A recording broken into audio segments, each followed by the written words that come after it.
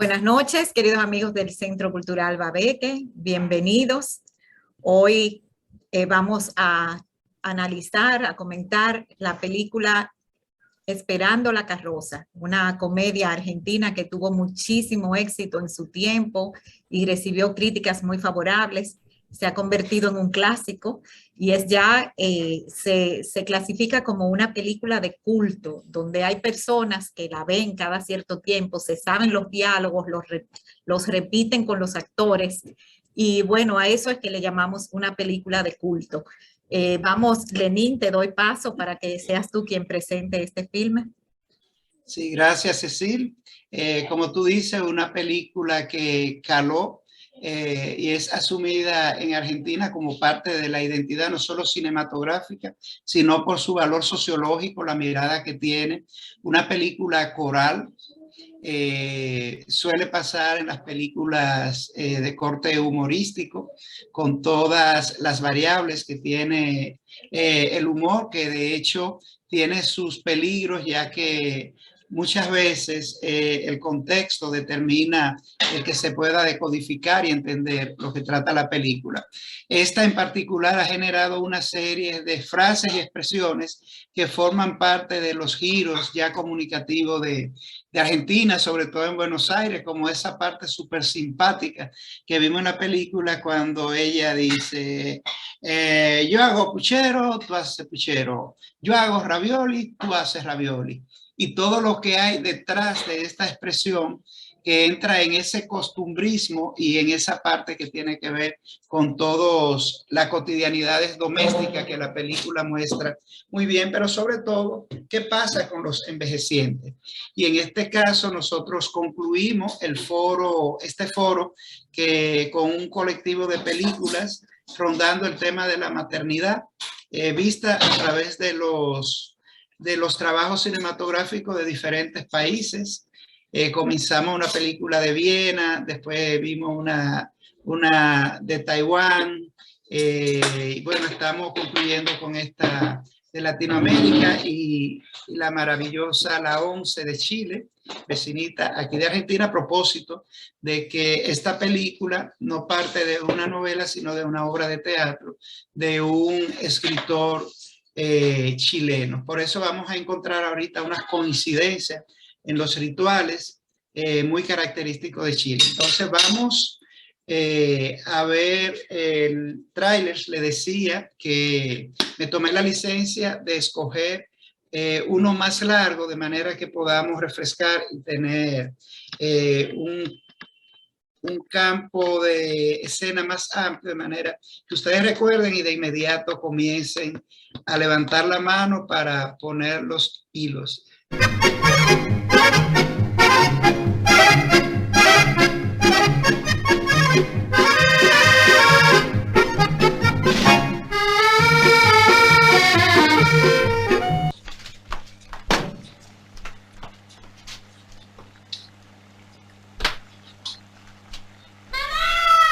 ¿Qué querés? ¡Cerrá la canilla, que me estoy bañando! ¡La canilla está cerrada! ¿Ahora qué hago? ¡Estoy toda encabonada! Ay, otra vez cortaron el agua. Después querés que me bañe. Por empezar, dejá de hinchar. Ay, doña Elisa, no era por usted. Óigame, soy Elvira. ¿Qué pasa con el agua? Hice ravioles, quiere tragedia mayor. Ah, usted también. Qué casualidad. Bueno, mire, me haga un favor, no la tire. Quiero decir, usted hierve sus ravioles y cuando estén listos me llama por teléfono y yo le mando a buscar el agua. Ay, gracias, es usted un amor. Yo hago puchero, ella hace puchero. Yo hago ravioles, ella hace ravioles. ¡Qué país! ¡Mamá! ¡Mamá! ¡Ay! ¡Está helada! Pero claro, si acabo de sacarla de la heladera. ¿Vos querés que me agarre una pulmonía? Malagradecida, secate y vestiste, ¿querés? Que tenés que ir a comprar 3 botellas de agua mineral. ¡Pero eso me conté a las 4 de la mañana! ¿Dónde tú estás ahora? Los vecinos la vieron entrar. ¿Quién la trajo para acá? ¿Vos le diste permiso? ¿Qué querés que te conteste primero? Estuve en un cabaret con 200 marineros. Che, nenita, no te avives conmigo, ¿eh? No te hagas la viva conmigo, ¿eh? Un día de esto le voy a pegar un cachetazo que se va a acordar para toda la vida. Ay, no doy más. ¿Por qué? Por nada. Me rasqué toda la mañana. Pero no sabés el trabajo que da una casa. Mi vieja quedó viuda a los 38 años y con 4 hijos. Sí, ya conozco el tango. Trabajaba todo el día. Sí, cocinaba, surcía, tejía, lavaba para afuera y seguramente jodía. Y jamás se le oyó una queja. Me lo contaste 1.000.000 de veces. Pero yo soy de carne y ella de fierro. Pobre vieja. Cuando pienso en todo lo que sufrió y la poca felicidad que tuvo. Si son ellos me pego un tiro. Y aquí la tengo. Pero ¿cómo podés hablar así de una anciana que tal vez no tenga ni 3 años más de vida? Sí, y es mucho decir. Eso me dijeron hace 4, querido, cuando se vino a vivir con nosotros. Pero se acabó, conmigo ya cumplió. Y no aguanto más esa gran foto de tu padre en la sala. Pobre mamá. Yo no quiero fotos en mi comedor. Mi padre también está muerto y tengo sus fotos bien guardadas en un cajón. Y para colmo desde hace una semana que se ensucia de una manera. ¿Se ensucia? ¿Cómo se ensucia? ¡Sí, se caga! Y no le voy a poner bombachitas de goma como si fuera una criatura. Tengo que andar con el trapo en la mano limpiando sus... Pobrecita. ¡Oh! ¿Hola? Ah, doña Elisa. ¿Qué dice? Ah, momento. ¡Mamá! ¡Es la hinchapelota de al lado! Idiota, te va a oír. Dice que se sirven los ravioles, pero se lo consumió el agua y tienen demasiada harina. Andá a buscarla igual y tené cuidado de no quemarte. Siempre tengo que ir yo. Lleva una agarradera, Matilde. ¡Se me va a quemar! ¡Que se Mira. joda! Oh. Nos cortaron el agua esta mañana. Menos mal que la charlatana de al lado me imiten todo. Yo hago puchero, ella hace puchero. Yo hago ravioles, ella hace ravioles. ¿Qué mirás? ¿Viste la casualidad? Olvida el teléfono. Ay, habrá oído. Ay, Dios, que no haya oído. Hola. No. ¡Oyó! ¡Qué criatura estúpida! Mamá, dice doña Elisa que nos vayamos todos a la mierda. ¡Minusválida mental! ¿Quién te enseñó a dejar el teléfono descolgado? ¡Nadie! ¡Aprendí sola! ¡Oh! Qué miseria, chico. Qué miseria. ¿Sabe lo que tenían para comer?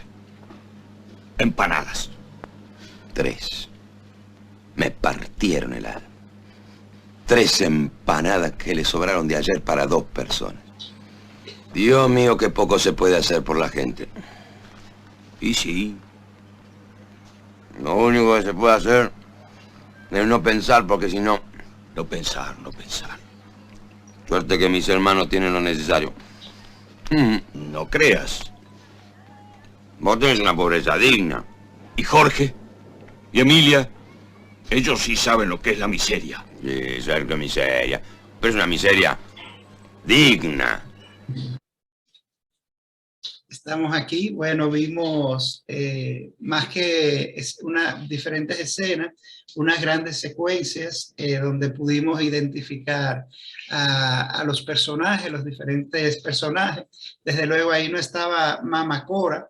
Algo que llama la atención es que este personaje muy creíble es un hombre que lo interpreta, un actor de teatro y de televisión, que bueno, que después aprovecha el personaje y lo asume y crea todo un programa que se mantuvo durante mucho tiempo interpretando a Mama Cora. Pero bueno, ya yo he hablado lo suficiente. Vamos a ver quién levanta la mano, quiere poner un tema, entrar un hilo para que comencemos y continuemos en este foro, mejor dicho. Es importante saber que esta película fue primero una obra de teatro, no al revés. Entonces, a mi juicio hasta se nota que es un poco teatral, más que película. Pero aquí está Rosalina con su micrófono abierto. Vamos a dar. Sí, yo estoy con el micrófono abierto.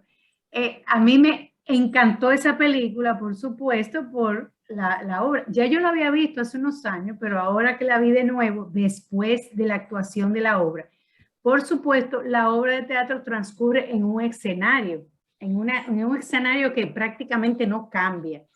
Y entonces aquí pues se ve ese costumbrismo de una casa de familia con esa interacción entre todos los parientes, visitantes, o sea, y China Zorrilla, yo la amo, a esa mujer, la amo, igual que a Lenin. Yo he visto esa película la película esta, El Seifre. la he visto como 15 veces, vamos a decir. que es la misma China Zorrilla, ya muy mayor. Así Elsa que y Fred, nada, Rosalina. me da mucho, también porque mi mamá esa película adoró esa película en sus últimos años de vida, y me mueve mucho China Zorrilla, y esta película y la obra de teatro fue fabulosa, en la que yo actué, que fue un teatro de aficionados, y que nos divertimos muchísimo, así que tiene mucho significado esto para mí. ¿Qué papel tú hiciste, Rosalina? La que dice, come espagueti, la vecina hace... Pero esa es la más famosa. El papel, es la China Zorrilla. El papel de China. Sí. El Es papel la de China China Zorrilla. Zorrilla. Se llama Elvira. Se llama Elvira el personaje. Lo que pasa es que hubo dos actrices, y entonces yo hacía la primera parte y otra compañera hacía una segunda parte, o sea que en la misma obra nos dividimos el papel. Yo la primera parte y ella, otra compañera, la segunda parte, pero fue una experiencia muy gratificante. Así que nada, sigamos con la película. Bien, antes de darle paso a Diamela, mencionábamos, y Cecil lo destaca, de que la película está basada en una obra de teatro de un chileno llamado Jacobo Lassner. Esto también lo hemos visto en otras películas, como el caso del Cartero de Neruda, que inicialmente se presenta la obra de teatro, se escribe la novela y después pasa al cine. Me corrigen, pero tiene ese juego de pasar por diferentes géneros, y viene de esta tradición teatral. De hecho, los actores, algunos, las actrices son de televisión. Incluso hay una anécdota de el personaje de Jorge, el hermano que tiene la situación más desfavorecida, que lo sacan de la televisión para venir a esta película. Inicialmente no tuvo el éxito que se esperaba, pero con el tiempo se les reconoce toda la gracia y el trasfondo social que cuenta la película. A mí particularmente me sigue molestando el tema de lo mucho que gritan. Todos los personajes gritan constantemente, pero la gracia, el humor y lo bien construido del guión nos mantiene y hace que uno la disfrute. Vamos a escuchar a Diamela, por favor. Bueno, el caso fue que yo viví en Argentina, vivimos, que viví yo 2 años, del 70 al 72. Y la mayoría de esos actores, pues uno lo veía realmente. Ese tipo de comedia se usaba mucho. Y una cosa muy parecida a esa era la familia Campanelli, que se reunía todos los domingos a comer y se armaban unos líos. Y así mismo, todos los personajes, los esposos con las esposas. Entonces, eso me hizo recordar muchísimo esa época, porque uno veía muchas obras de teatro, de comedia, realmente, que las pasaban por televisión. Entonces, definitivamente, para mí, la mejor es Elvira, o sea, la China Zorrilla, y lógicamente Mamá Cora también, que lo hace divinamente bien, porque ese tipo en la película, uno lo ve que se cae, que se abre de las piernas, que se resbala, que todo, y es sumamente creíble realmente, siendo un varón, pero lo hace tan bien también a Mamá Cora, que con razón se quedó luego haciendo eso. Claro, nosotros no habíamos visto la obra, cuando vinimos en el 72 todavía no estaba, ni era famosa, ni la película, ni nada, pero sí personajes de los de ahí, por ejemplo, Enrique Pinti, que es famosísimo, era en la época que estuvimos allá, que hace el papel de Felipe, el hijo, el borracho hijo de la amiga, que después llega también al velatorio. Y sí, con razón me imagino que se queda como película de culto, aparte de lo bien actuado y todo, porque es que el tema es tema real de todas las épocas. Siempre hay ese problema, o sea, eso nunca pasa de moda. El problema de los viejitos, ahora quizás el problema que se arma con los hijos, quizás no es llevárselo a la casa, pero lo ponemos o no lo ponemos en un asilo, ese tipo de problemática, no, pero que no puede ser, que entonces se lo lleva uno, no que se lo lleve el otro, y si tienen hijos fuera, lo mandan fuera 2 meses, viene la pobre vieja para allá y para acá.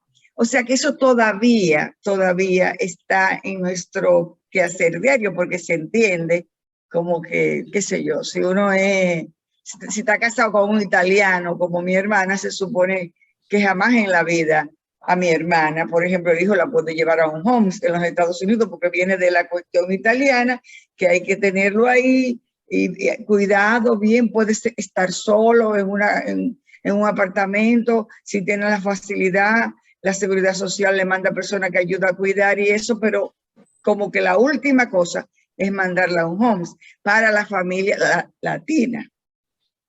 Y eso aquí también se ve. O sea que es muy de actualidad. Diamela, el tema aquí es que estamos en una clase media formada por 4 hermanos que tienen diferentes niveles sociales y ellos mismos lo comentan. Y se ve incluso con la exclusión a Jorge y a Susana, porque ellos están en su ritual de domingo donde Elvira está preparando los ravioli, que se convierten en todo un tema porque se le ve el agua, incluso mira cómo están reciclando de la vecina el agua para ella hacer los raviolis y cómo salen lo peor de cada uno de estos hermanos y cómo se bombardean unos y otros y todo lo que sacan en torno a la madre.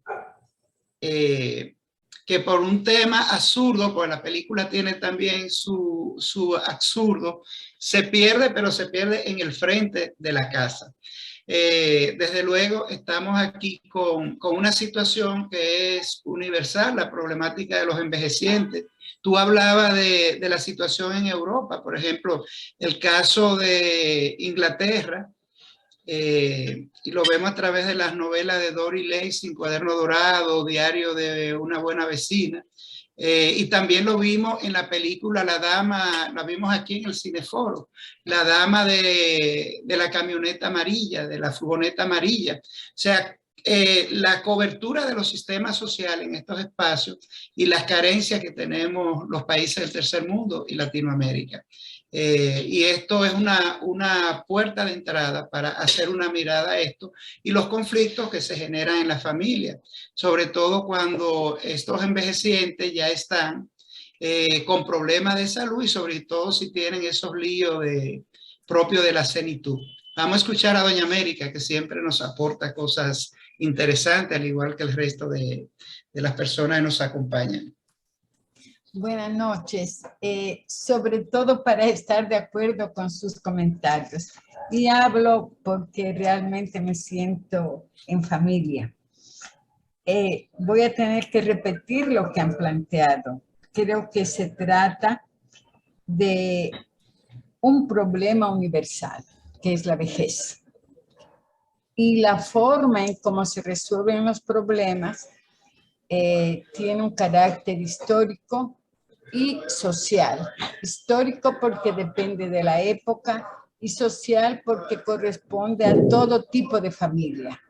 Es decir, el viejo está en todo, los viejos estamos en todas las casas, en todos los hogares. Y llega un momento en que ya no saben qué hacer. O sea, los hijos, las mujeres de los hijos, no saben qué hacer con ese envejeciente.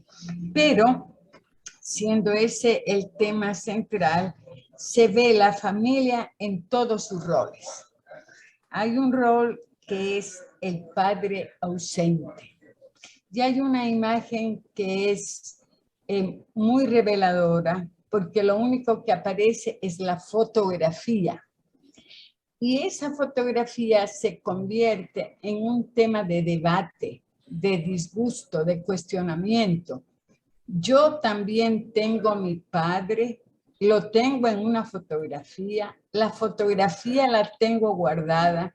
¿Y por qué tengo que ver esa fotografía de tu padre todos los días, las 24 horas, y no a mi padre? Eso revela realmente para mí ese rol ausente del padre. y es una imagen con una metáfora tratada de una manera muy cómica, puede pasar desapercibida. Pero además está implícito el rol del hombre y la mujer. Todas las discusiones familiares están alrededor de que el hombre no hace nada, no ayuda, y la mujer está cansada, hace todo, se ocupa de la educación de los hijos, de la comida, de la limpieza, de las compras, y los hombres no participan. Claro, debemos tener en cuenta que es de los 80s, la época que está expresando, donde todo eso era mucho más evidente. Hay familias tradicionales que siguen con ese patrón de comportamiento, pero es interesante que se lo vea ahora, porque el rol en la pareja, de la familia, de los jóvenes, ha cambiado obviamente. Entonces, verlo, a uno le parece que está viendo historia antigua en las relaciones de familia. Por otro lado, parece muy central, aparte de la vejez, el rol de la madre, porque entonces está esa mamá con esa hija que la quiere monitorear en todo, y el padre es ausente en la educación de la hija. Y hay más bien desencuentros que diálogos.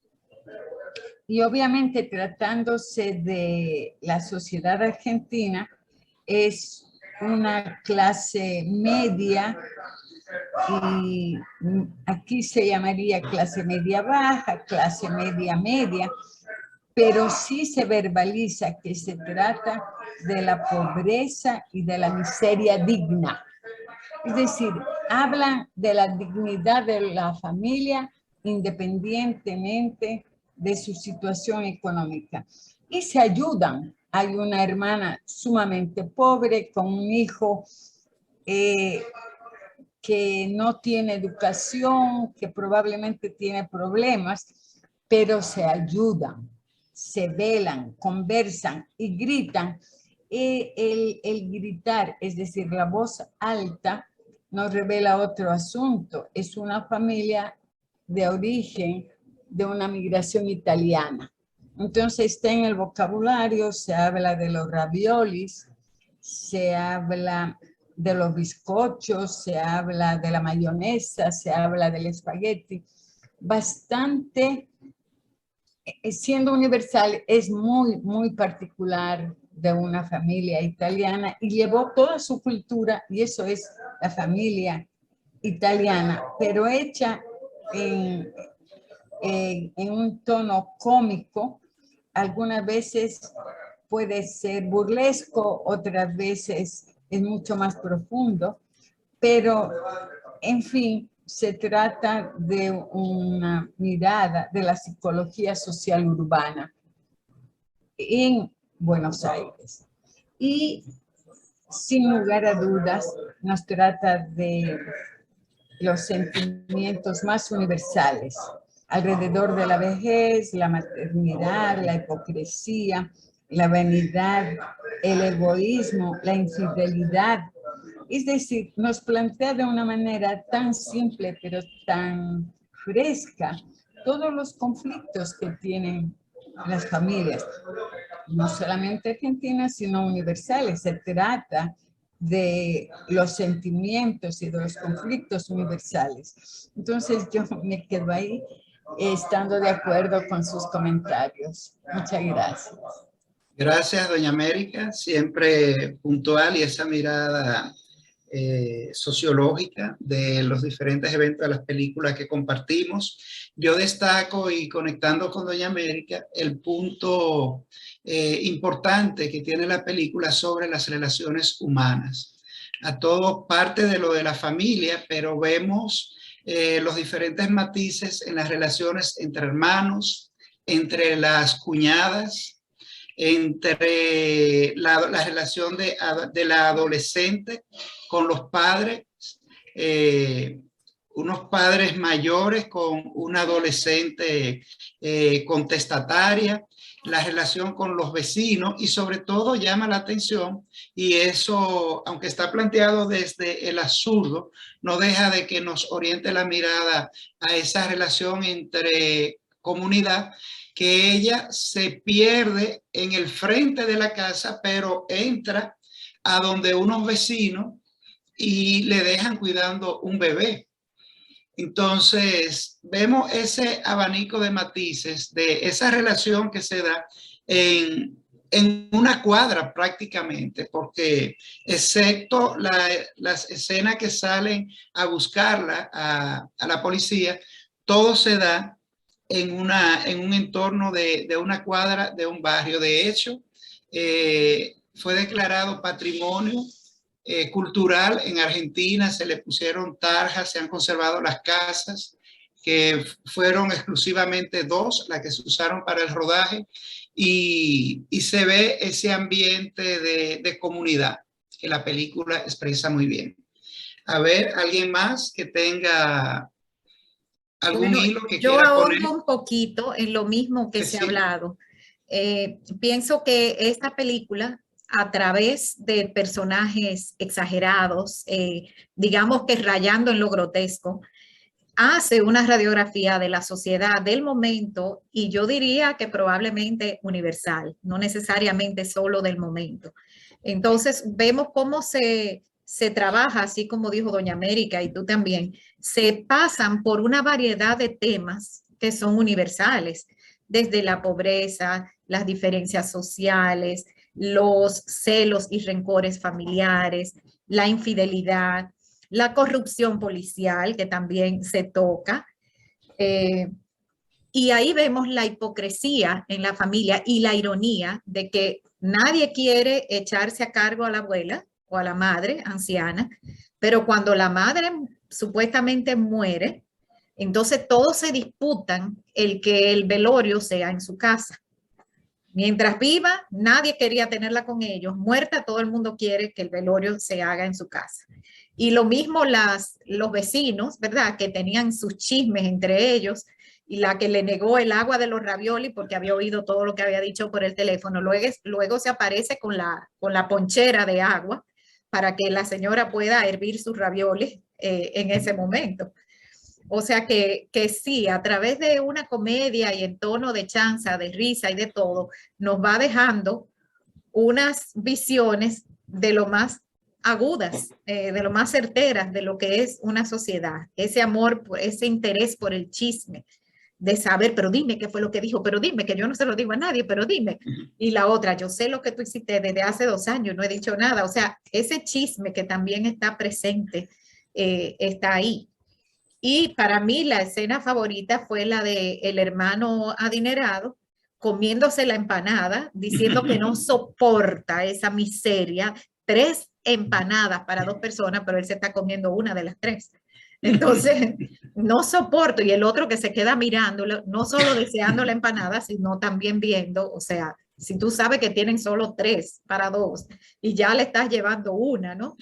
Entonces, para mí esa fue mi escena favorita.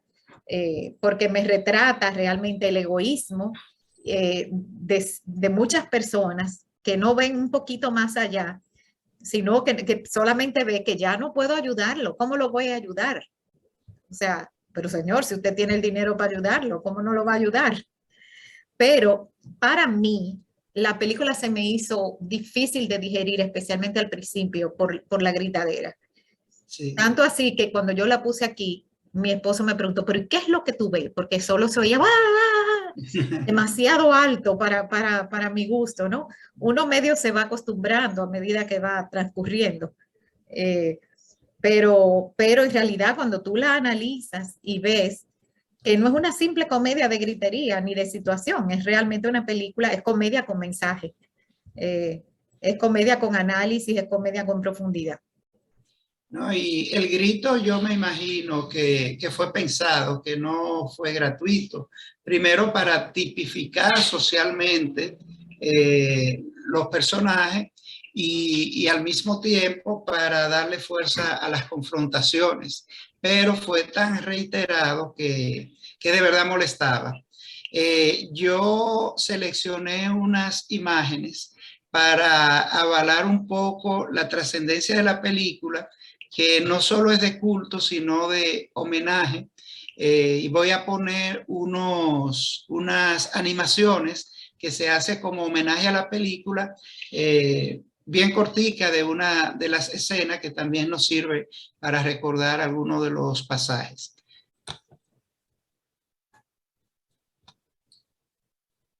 ¿Qué dejaste la nena, Susana? Desde el primer día en que te vi, Elvira, cuando Jorge me trajo a comer a esta casa, me dije... ¡Basta, carajo! ¡Yo no empecé! ¡Déjala que termine! ¿Qué fue lo que pensaste la primera vez que Jorge te trajo a comer a esta casa? ¿De veras no querés oír? Pero no ve que me estoy muriendo de curiosidad.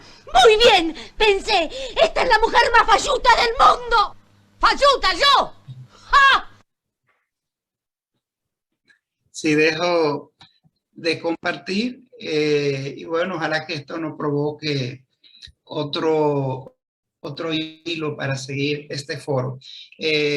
Cecil mencionaba el tema de la muerte, que es un punto que garantiza la continuidad de la historia y le pone un elemento de sorpresa. En este caso, esa disputa de quién se lleva a velar a su casa, a la madre, pero la reacción de la nieta, ¿por qué mi habitación? Y con el ramo de flores en la mano, pero cómo la muerte convoca, o sea, como un hito, y convoca y confronta, porque al mismo tiempo salen los remordimientos, lo que hice, lo que no hice, y eso que a nivel de las familias y a nivel popular genera muchas fricciones. Aparece el que nunca estuvo, gente que tenía 15 años que no se veían, llegan, o sea que indiscutiblemente aquí estamos hablando y la muerte de Mama Cora se convierte en un gran evento. Fíjate que el primo borracho, que ni siquiera sabía quién era Mamá Cora cuando le preguntan por ella, entonces después está en el velorio acongojado, dentro de sus posibilidades, ¿verdad? Lo otro es como el deseo de aparentar, como tiene Elvira, y con quién era que estaba, que se están comiendo las masitas. Y entonces cuando tocan la puerta dice, espera, que no nos pueden ver comiendo porque van a pensar que no, como que no nos duele la muerte de la anciana, ¿no? Entonces, pues también hay todo eso, me pareció como que puede ser muy real, que las personas hagan ese tipo de cosas. Sí, bueno, es parte del folclore funerario, igual como los cuentos, que si se llora o no se llora, o sea, hay toda una cultura milenarias sobre la muerte que se remonta a los orígenes de la humanidad, pero sobre todo en Latinoamérica tenemos un folclore en torno a la muerte, en los ritos funerarios rurales, independientemente de los rituales sagrados. Hay cosas como esas, si el viudo, si la viuda come, si mientras más se llora, es que más se sentía y se quería el muerto, etcétera. Bien, Diamela tiene la mano levantada, adelante. Sí, es porque algo como que no me hizo sentido de la película, que todo eso pasa y supuestamente en un día, y eso fue como muy alado por los moños. No era creíble de que todo eso pasara en un día, incluso de ir a la morgue, identificar, luego vestirse de ropa de luto, en algunos casos, porque la muchacha rica se quedó con su vestido rojo, pero que llegaran los vecinos, como que fue demasiado corto el tiempo. Sin embargo, la joven que le dejó cuidando, la vecina que le dejó cuidando al niño a Mamá Cora, ella se fue supuestamente a una clínica, a ver a su suegra, y vino, parece que al otro día. Era como si hubiesen pasado 24 horas, porque realmente ella no dio la impresión que estaba en ninguna clínica, sino como que se había ido por ahí, parece, de juerga y le dejó el niño a mamacora. Claro, hasta por la forma en que se vistió, sabemos que ella no andaba en buenos pasos, ¿no? Y cuando llegó también, la manera como llegó y cosas así muy... Se ve que andaba como medio de juerga. O sea que realmente, yo diría mínimo, fueron 24 horas. O sea, quizás que pasó, por lo menos para poder ir y que hablaran con el tipo y que la otra era otra muerta y que diera tiempo a poner flores, como toda esa corona que aparecieron por ahí.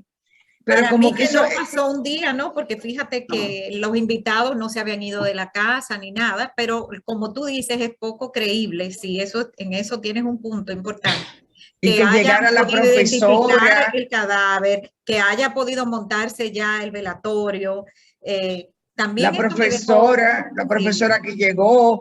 Que la gente se enterara, claro. Sí. Sí. Pero eso también me dejó ver como una escena costumbrista, cómo se vela en la casa. O sea, la funeraria parece que manda a unos empleados, porque veíamos 2 hombres ensacados ahí esperando, que venían con el ataúd, con las flores, y montaban la cruz y todo en la habitación de la chica donde la estaban velando. Que nosotros aquí no hacemos eso, de velar a los deudos en la casa. Pero en aquella época, por ejemplo, hay que pensar los años que han pasado, pero qué sé yo, en pueblos y cosas que todavía lo llevan a la casa. Porque no hay funerarias, sí, pero también en Buenos Aires. También por el asunto, no nada más porque no haya funeraria, sino por lo que te digo. Tú quieres a tu deudo y tú quieres estar ahí con él y todo arriba de él, la familia llorando, o sea, como hacerlo todo más doloroso, como un teatro que se monta en la casa.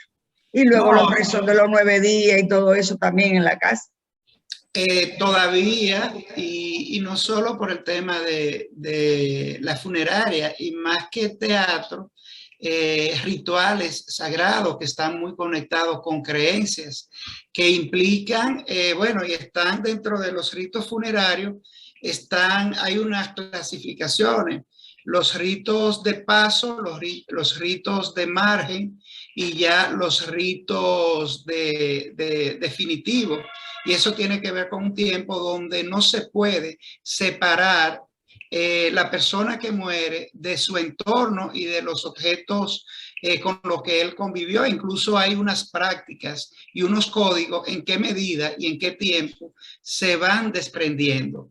Pero el tema de los funerales en las casas, en los barrios, incluso urbanos y en los pueblos, eso pervive por creencia y por necesidades, porque a veces en un pueblo lo que hay es una funeraria municipal y la cantidad de gente que muere no tienen acceso al servicio, pero sobre todo por temas de filiación, de vinculación con su entorno y el parentesco que asume la responsabilidad en torno a despedir a esa persona que fallece. Entonces, eso arrastra una serie de prácticas que se extienden no solo a la separación del cuerpo, sino a la relación de parentesco que hay con la persona que muere y los tiempos que esa persona se mantiene unido hasta hacer una separación, una liberación de ese proceso. Bien. Quizás me expresé mal lo de teatro, Lini. Lo que yo quise decir es que es todo un montaje. Rituales, la ritualización. Rituales que van lloradoras, las que rezan. Todo eso dura un tiempo y la gente va y amanece y comen. Incluso no es tanto por el dinero, porque se gasta muchísimo. Por ejemplo, aquí por los Cachones, por Castillo, Pimentel, por todos esos lados, se gasta un platal en la casa, dándole comida a todo el que va y todo.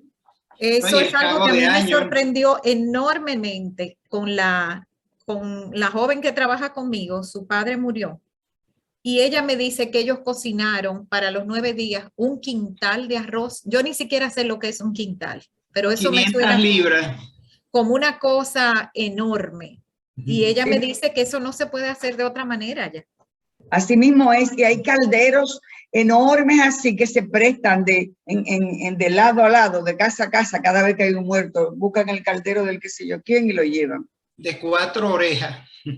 De 4 orejas porque entre 2 no la pueden. Y se mueve la cosa como si fuera un remo. De madera, sí. Bueno, había un punto, pero cada vez que lo retomo y Diamela me recuerda, se me va, pero ya lo vamos a retomar. Bueno, es sobre lo creíble o no creíble de la historia respecto al tiempo. Si el tiempo de la historia es un día, si es un día y medio. Esto es irrelevante desde el punto de vista de que está planteado desde un absurdo. Y ese absurdo se expresa en la manera como ellas se pierden las narices de ellos, pero al mismo tiempo que la evidencia de que ella es ella son los zapatos. Y la manera caricaturesca como el hijo se abraza a los zapatos, porque es la única evidencia. Y lo que proponen es que el cadáver quedó tan en mal estado porque ella se tiró a los rieles del tren. Pero van a ser los zapatos la única evidencia y la van a enterrar con los mismos zapatos que estuvo en el accidente, cuando no se estila enterrar los muertos con zapatos, sino con medias. Entonces, la película plantea un absurdo, por lo tanto, la lógica, ciertas lógicas, falta de lógica son permitidas en la película. Y eso lo vemos en muchos episodios, tanto de los diálogos, que Cecilia decía, no eran diálogos, eran confrontaciones permanentes desde que la película comienza con Susana y Mamá Cora en la cocina, esa parte súper simpática de la mayonesa. Yo recuerdo cuando en la casa hacía mayonesa, el trabajo que daba hacer una mayonesa. Y que le echaran azúcar a la mayonesa pensando que es una maicena. De verdad, una genialidad y flancitos. Ella la convirtió en flancitos. Bueno, yo, por último, yo pienso que casi estamos concluyendo. Yo mencioné ahorita lo de lo grotesco de los personajes, la exageración de cada personaje, que es obviamente un recurso que el director utiliza. Cuando hace una vieja decrépita, la hace bien decrépita. Cuando hace una cuñada o una cuñada coquetona, pues la hace bien coquetona. Si es el hermano adinerado que es poco sensible a las necesidades de los demás, pues es bien insensible. La adolescente es bien egoísta, bien gritona, y es así cada personaje es bien exagerado. Si es el borracho, pues es borracho todo el tiempo, hasta más no poder. Si es la hermana pobre, que como que raya como casi como en la idiotez, ¿no? Pues también lo es así. O sea, cada personaje está siendo bien exagerado hasta el punto de lo grotesco, incluyendo la anciana siendo, ¿cómo se dice?, interpretada por un hombre, que creo que también tiene un poco la intención de que se note un poco que es grotesca. Sobre todo se está cayendo así de lado y así. Bien, Cecilia, antes de terminar, para completar con el tema, bueno, en conclusión, es un lenguaje, estamos hablando de una comedia y ha usado los recursos tanto visuales como de texto y del lenguaje corporal para entrar dentro de los códigos de la comedia y lo logra. El final no deja de ser menos sorprendente y quiero compartir esa partecita con la vaca lechera, donde se ve que la misma Mamá Cora va presidiendo su funeral. Así que vamos a compartirlo y ya después te doy paso para seguir con los rituales de este foro.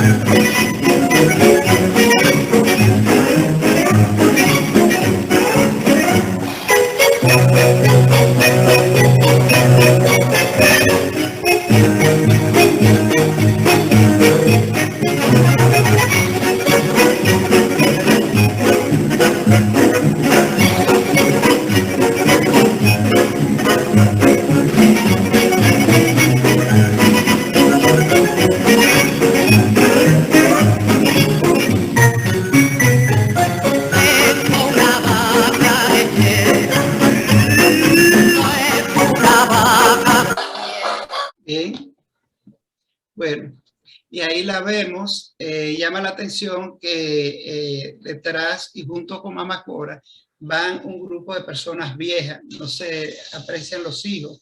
Y de repente, ¿a dónde van? Van a su cotidianidad. ¿A dónde van? A ningún lado. Van a seguir con la rutina de su vida con esta cancioncita de la vaca, que es como una especie de evasión para decirnos esta historia. Contó todo lo que iba a contar, ahora quédense ustedes con su experiencia. Y la dedicatoria a nuestros viejos queridos, que no eran tan queridos en verdad.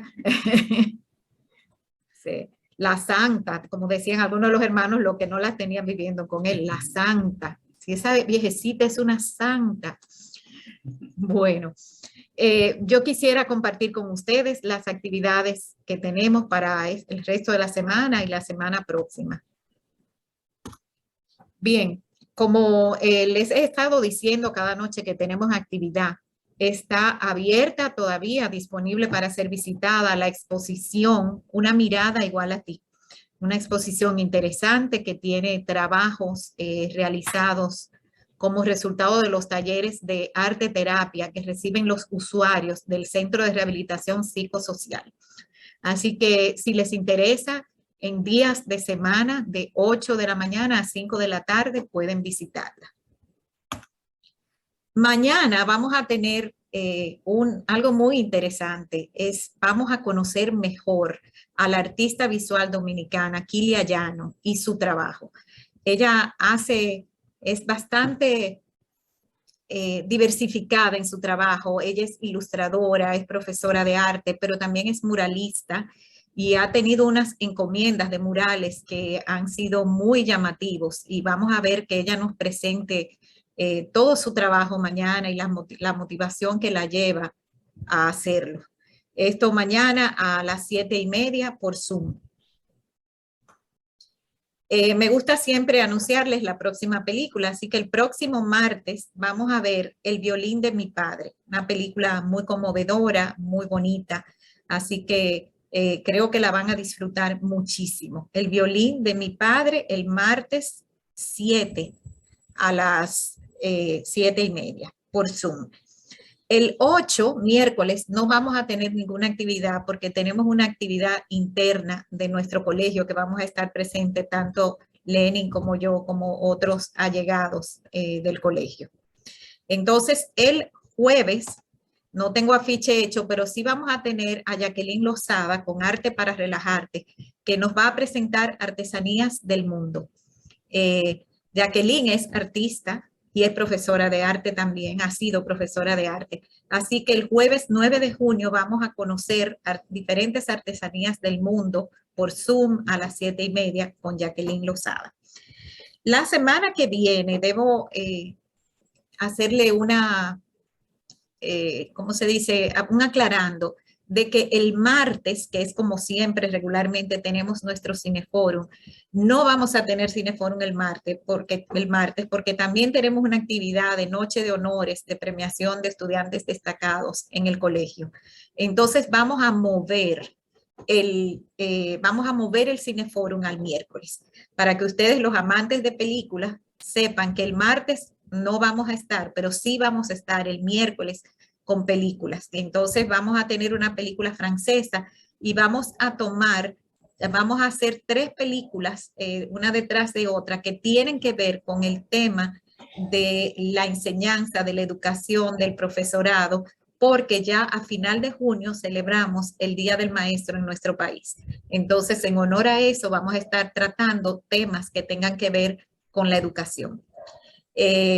Así que ya lo saben, la semana del martes 14 no va a haber Cineforum, lo vamos a mover al miércoles 15. Por parte nuestra, esta noche, esto es todo por hoy. Muchísimas gracias por acompañarnos, por estar siempre presentes, y decirles que esperamos vernos mañana viendo a Kilia y conociendo a Kilia Llano. Muy buenas noches, que lo pasen muy bien. Buenas Bye, noches, bye. Cecil. Noches. Gracias. Buenas noches, muchas Gracias por gracias, asistir. Cecil y Lenín. Buenas Buenas noches. Buenas noches.